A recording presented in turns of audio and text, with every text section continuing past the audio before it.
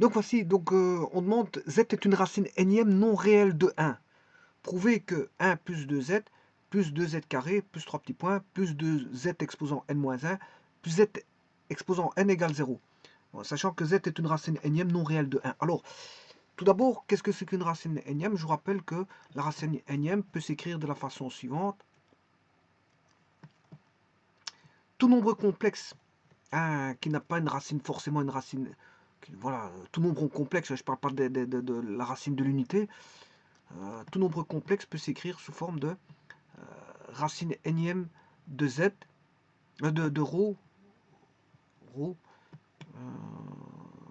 rho 6 phi sur n, et par après, on l'exprime par rapport à la racine énième de 1 qui est 6 de k pi sur n. On exprime ceci. Alors, il y a combien de racines? Mais il y en a n qui vont partir de 0 jusqu'à n-1. Il y a n racines de k vaut 0 à n-1. Donc, si vous voulez, on a un cercle circulaire. Enfin, on a, je m'excuse, un repère circulaire que Fresnel reprend d'ailleurs. Fresnel reprend ce cercle, enfin, ce diagramme circulaire, et pour lequel on aura tous les arguments possibles dans ce cercle circulaire de, si vous voulez, de rayon 1. De rayon 1. Donc, tout nombre complexe peut s'exprimer par rapport, si vous voulez, à une base unitaire qui est un cercle circulaire de rayon 1. Que Fresnel reprend, mais lui, il démultiplie par le module. Voilà, par le module. Voilà, il reprend le module. Il prend une valeur max. En tout cas, il veut prendre une valeur max d'une sinusoïde. Il en prend une valeur max d'une sinusoïde. Donc, pour lui, le cercle est démultiplié. Bon, c'est le cercle trigonométrique. C'est le cercle ici, voilà, que l'on retrouve là, 6 de k pi sur n, mais démultiplié, si vous voulez, par une valeur maximale, dépendant de la sinusoïde, bien sûr. Donc ici, on a un repère circulaire. C'est ça que je veux dire. C'est un repère circulaire complexe. On sait bien qu'il est, c'est un cercle de rayon 1, mais qui va tout simplement placer les angles. Il va pas juste placer les angles. Bon, alors, donc on va traiter ceci. Une racine unité, une racine énième de l'unité, qui peut s'écrire avec une notation, si vous voulez, n, parce que c'est la racine énième, de k, parce que k varie de 0 à n-1. Et c'est une notation. Moi, je vais utiliser cette notation-là. Alors, quand on dit que c'est une racine non, énième non réelle de 1, ben, quand est-ce qu'on a une racine énième de 1 qui est réelle? Ben, ça dépend. Si n est pair, ben, on aura deux racines réelles. On aura un nombre et son opposé. Hein, voilà. Je vais prendre par exemple pi sur 4. Pi sur 4, c'est pair. Je prends des racines quatrièmes.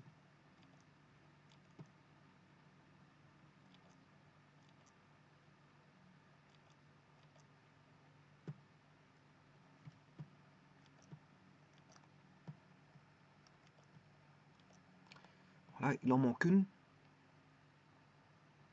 0, 6. Il en manque une qui est...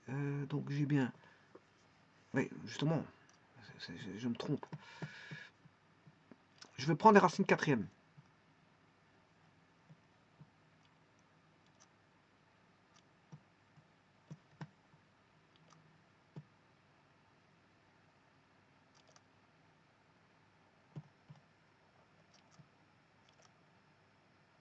Voilà. Donc la première racine, c'est un réel. C'est k égale 0. K égale... je fais juste 2 kpi, hein, 2 kpi sur 4. Bon, la racine de l'unité. Bon, je vais faire ça, je vais les faire varier pour k égale 0. Mais ça, c'est 2k, k valant 0, 2 fois 0 fois pi, ça fait 0 pi sur 4. Voilà. Ensuite, on aura k qui vaut 1. On aura 2. Je ne sais pas pourquoi il trace une droite là, à chaque fois.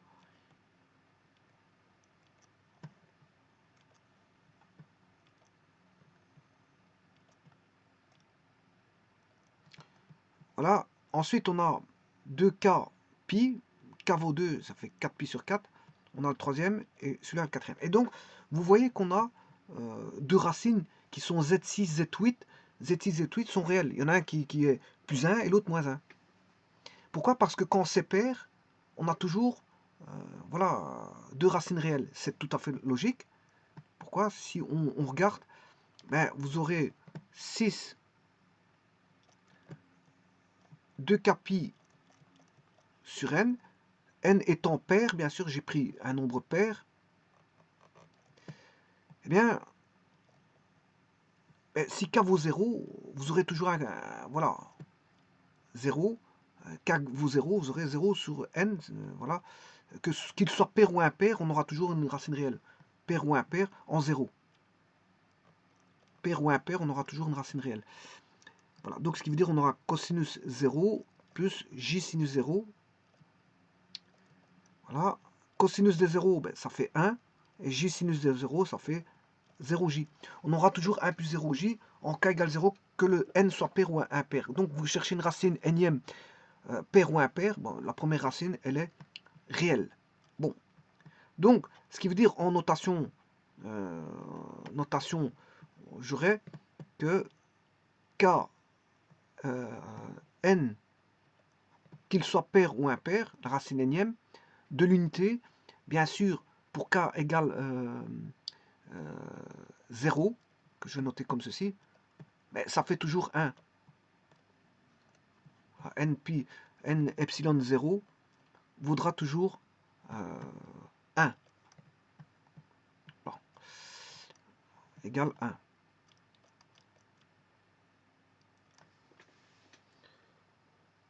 Voilà.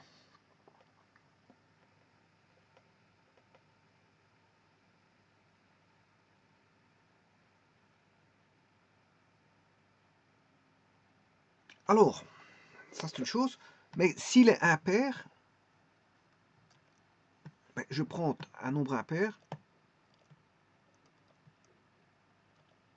je prends n égale 5,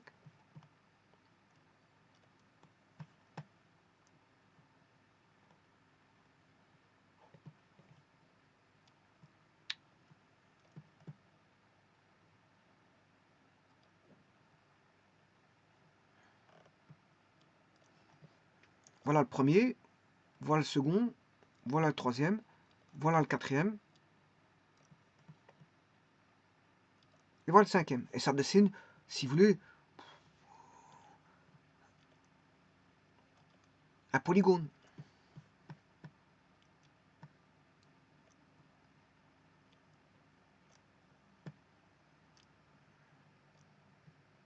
Qui est ici, un pentagone, parce qu'il y a 5 solutions. Ou, si vous voulez, ça peut dessiner aussi un hexagramme. Un hexagramme, c'est-à-dire ici, un pentagramme. C'est-à-dire une étoile.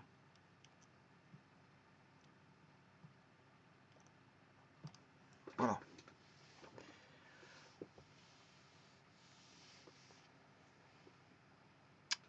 Bon. Alors là, vous voyez que quand on en a 5, on n'a qu'un seul réel qui est Z1. Et c'est tout à fait logique. Tout à fait logique. Pourquoi? Parce que, encore une fois, pourquoi on n'a qu'un seul réel quand il est impair? Et quand il est impair, on a 6 de k pi sur n égale. Bon, vous savez, s'il y a une racine, la première, ce sera 1 plus 0j. Et la seconde racine réelle, sera moins 1 plus 0j. Voilà, donc c'est en pi. On doit avoir 6 quelque chose qui donne pi pour avoir moins 1. Ce qui veut dire que 2k pi sur n impair bien sûr, j'ai pris 5. Eh bien, si je simplifie par pi, n étant impair, je fais passer dans le membre de droite, enfin, pas à ce niveau des 6, mais juste ici, je fais passer dans le membre de droite, n est impair, voilà. Donc 2k est pair, c'est pas possible. 2k est différent d'un nombre impair, donc c'est pas possible. Donc là, quand c'est impair, on a toujours une seule racine réelle et pas plus. Mais quand n est pair, on a toujours deux racines réelles présentes. On aura 1 plus 0j et moins 1 plus 0j. Bon. Ceci étant dit, c'est ça qu'ils veulent dire. Ils veulent dire que z est une racine énième, est une racine énième non réelle de 1. Ben, si n est pair, on a deux racines réelles possibles. Si n est impair, on n'a qu'une seule racine énième voilà, possible. Bon. Alors, moi, je vais prendre une racine énième quelconque. Voilà. 1 plus 2, je vais prendre n pour k égale 1. Je prends k égale 1. Ou tout simplement, oui, pour k égale 1. Bon, celle-là, c'est sûr et certain qu'elle n'est pas égale à 1, parce que celle qui est égale à 1, c'est n epsilon 0, voilà, qui peut être égale à 1, et celle qui se trouve, je veux dire, à la moitié. À la moitié, par exemple, à la moitié, c'est ici, si je prends, j'aurais dû prendre le 4. Le 4, j'aurais... bon, je vais retracer le 4. 2.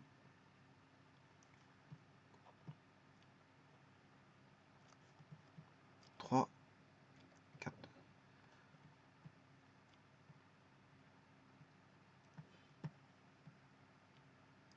Voilà. Et je remets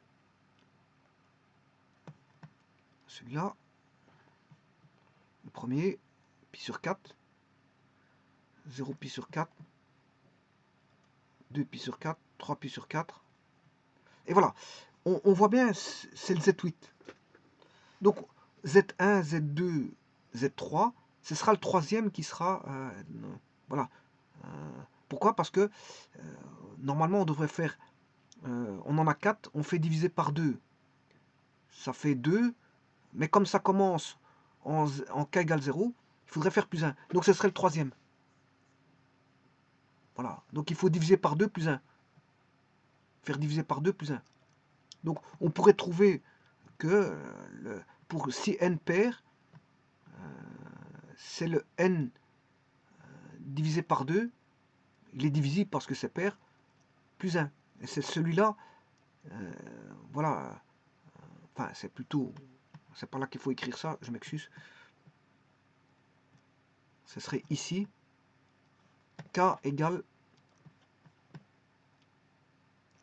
n divisé par 2, plus 1, bien sûr, la racine énième avec n pair. Et là, on s'est retrouvé la seconde où on a voilà, un réel. On a un réel de z. Voilà, donc ceci étant dit, ben, on va traiter ceci. Moi, je vais prendre une racine qui est non réelle. Donc, je vais prendre, voilà, epsilon 1. Epsilon 1. Voilà, je prends epsilon 1. Ce qui veut dire que Z2, 2, N, epsilon 1, exposant 2,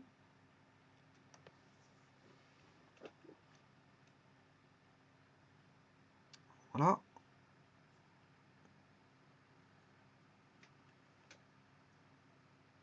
Normalement, j'aurais, si je le mets au carré, exposant 1, j'aurais n epsilon 1, mais si je le mets au carré, j'aurais epsilon 2. J'aurai le suivant. Voilà, donc j'aurai le Z suivant.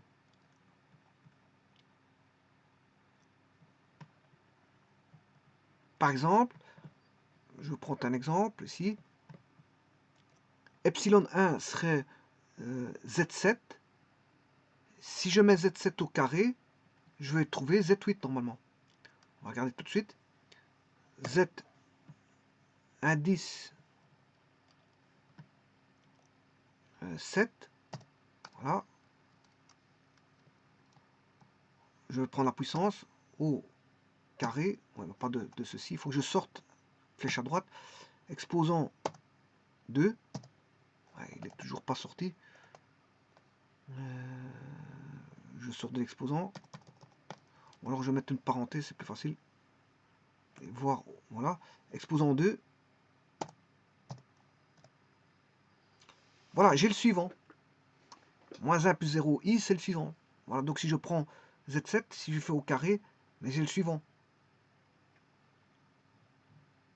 Maintenant, vous avez compris que si je faisais au cube, z7 au cube, je vais obtenir z9, hein.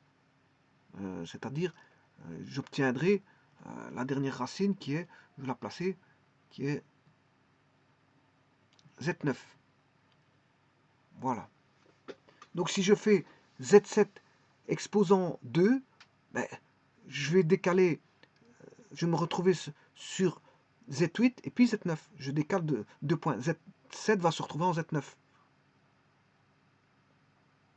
Voilà, je décale. Voilà. Et maintenant, faire z exposant 3, ben on va z7 exposant 3, on va se retrouver en z6. Si vous faites z8 exposant 1, vous avez z9. Z9 exposant 1, vous retrouvez z6. Z9, Z8 exposant 2, vous retrouvez Z6, et ainsi de suite. Et ainsi de suite. Voilà. Et ainsi de suite. Bon, ben, c'est ça que je vais appliquer ici. Je vais appliquer ça. 2 epsilon, c'est voilà. Et si vous avez compris la suite, 3 petits points, j'aurai plus 2. Et là, on aura bien sûr n epsilon n-1 plus Zn, il n'y a pas de 2 devant. Zn, c'est n epsilon n. Alors, je rappelle que ça va de 0 à n-1. Hein. Ici, on a dépassé le cap. Hein. On a dépassé le cap, ça veut dire que celui-ci vaudra tout bonnement 1. Pourquoi? Je vous explique ici. Quelles sont les racines? Mais les racines sont Z6. Bon, il m'a effacé une racine. Z8, le Z9. Voilà. Les racines sont Z6, Z7, Z8, Z9 pour... ce sont les racines quatrièmes de l'unité, parce que bon, on n'a pas d'autre module que ce cercle-là. Voilà, c'est les racines de l'unité. Vous voyez que si vous faites Z6 correspond à K égale 0, hein. Z7 correspond à K égale 1, Z8 à K égale 2, Z9 à K égale 3. Mais maintenant, ça va de 0 à 3 le K. Mais si vous faites K égale 4, vous retrouvez Z6. C'est normal, vous allez retomber sur la première racine qui était K égale 0. Si vous allez jusque 4, vous allez retrouver Z6. Hein. Et Z6, on retrouve K égale 0. Donc ce qui veut dire que là, on a bien 1. D'office, on aura 1. On aura 1. Donc, je vais de ce pas mettre n epsilon 0 est égal à n epsilon n est égal à n epsilon pour k égale 0. Et ça vaut 1. Donc, voilà, donc je peux mettre 1.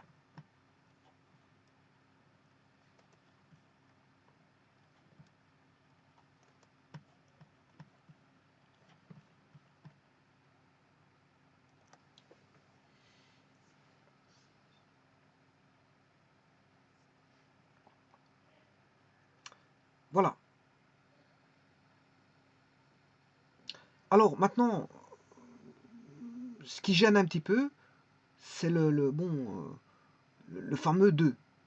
Le fameux 2. Une fois, il y a sur les deux extrémités, à l'extrémité gauche et à l'extrémité droite, ben, on n'a pas de 2.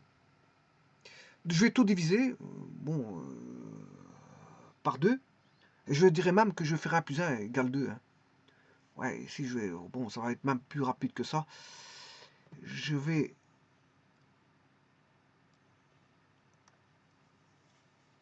Bon, il faut prouver que ça fait 0. Hein. Donc 1 plus 1, ça fait bien 2. Voilà.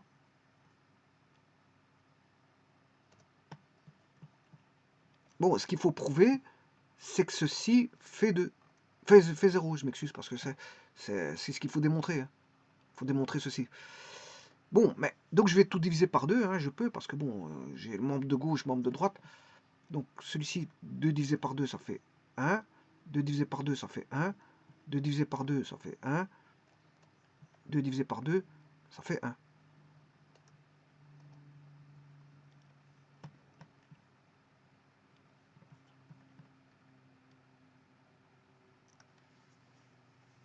Voilà.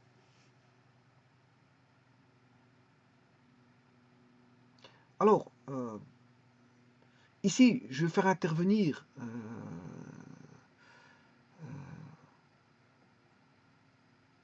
voilà, j'ai un 1 qui apparaît, donc je peux faire 1 plus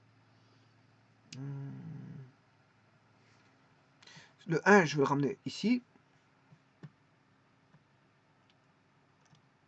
Voilà.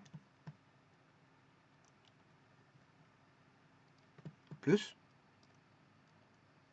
égale 0. Et le 1, je peux dire que c'est n epsilon 0. N epsilon 0 fait 1. Je vous l'ai montré tout à l'heure. Voilà. On aura n epsilon 0 qui fait 1. Voilà.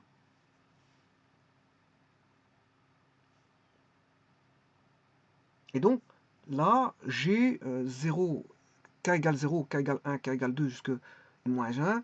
Donc, ça, c'est la somme pour k égale 0 jusqu'à n-1 de n epsilon k. Or, ceci, je l'ai déjà démontré. Hein. Voilà, je l'ai déjà démontré. C'est la somme voilà, de pour k égale 0 jusqu'à k jusqu'à n-1.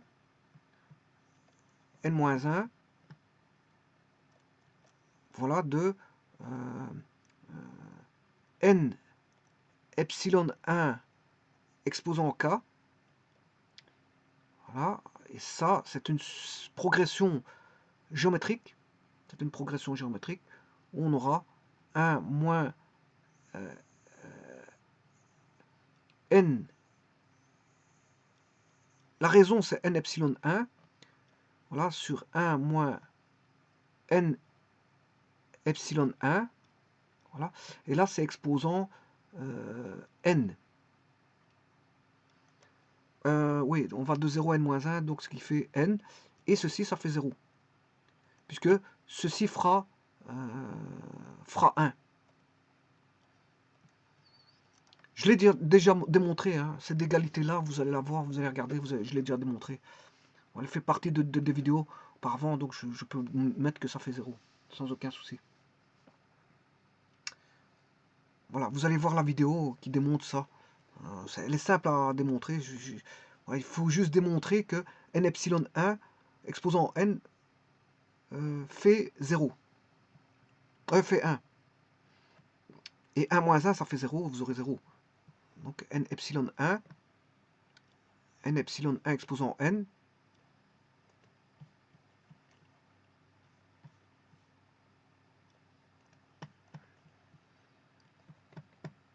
n epsilon 1 exposant n, en fait c'est tout simplement la cosinus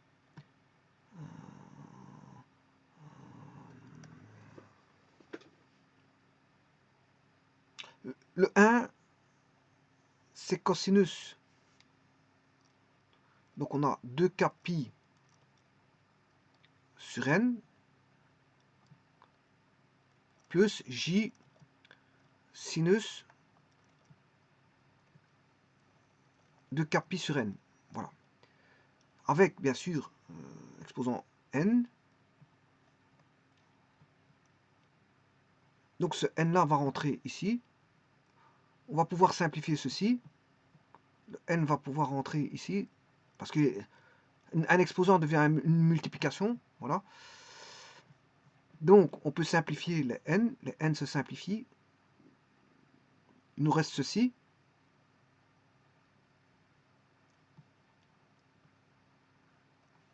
Voilà, je simplifie par n. Mais le k vaut 1. Le k vaut 1. Donc, ce qui veut dire qu'on aura cos 2k pi, k vaut 1, on a cos 2pi plus j sinus 2pi. Et ça fait, on retombe sur 1 plus 0j, ce qui fait 1. Donc 1 moins 1 dans l'égalité de la progression géométrique, ça fait 0. Divisé par 1 moins q, on s'en fout de 1 moins q parce qu'il est différent de 0 de toute façon. Et 0 divisé par quelque chose de différent de 0, ça fait 0. Donc ça prouve bien que ceci vaut 0. Voilà, je vous remercie.